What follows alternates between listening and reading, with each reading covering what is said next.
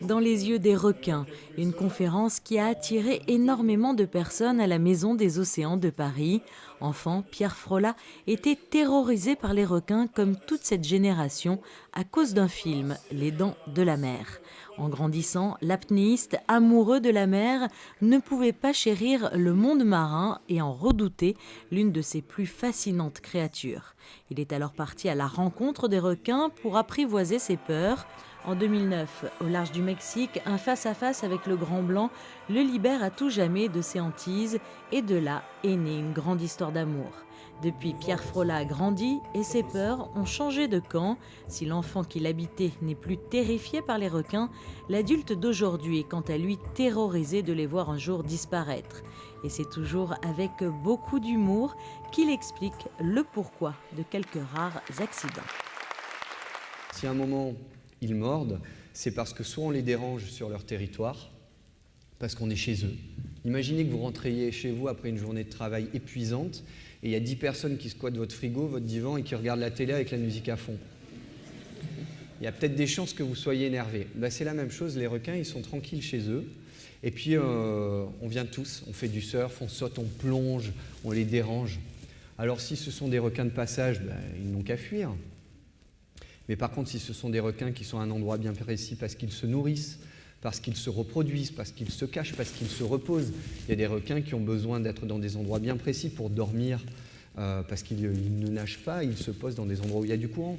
Mais si dans ce courant il y a des vagues et sur ces vagues il y a une centaine de surfeurs, forcément, à un moment, il y a une lutte territoriale. Mais ils sont chez eux.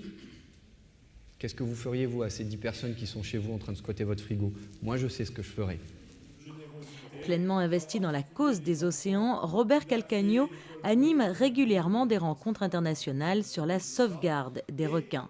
C'est donc tout naturellement qu'il a mis en place ce cycle de conférences « Requins au-delà du malentendu » à l'Institut océanographique de Paris qu'il dirige avec justesse et détermination.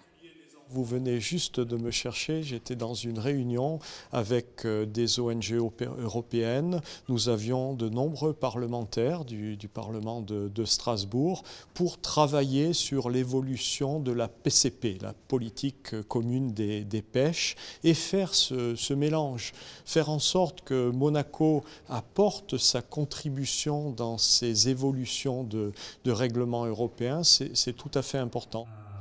L'objectif, dépasser les stéréotypes sur les requins et apprendre à mieux les connaître et surtout à les respecter. Et qui de mieux que Pierre Frolla pour être porteur de ce message?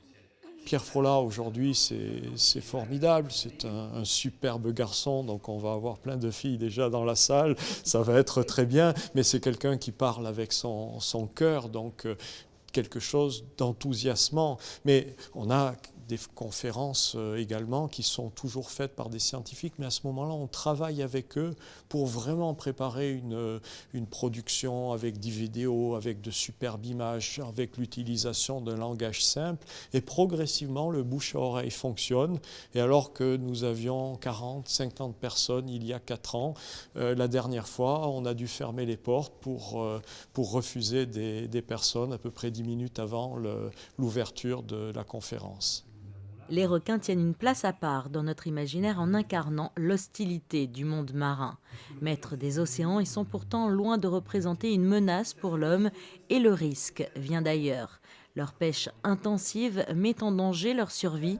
Si les requins venaient à disparaître, c'est tout l'écosystème qui s'en trouverait perturbé.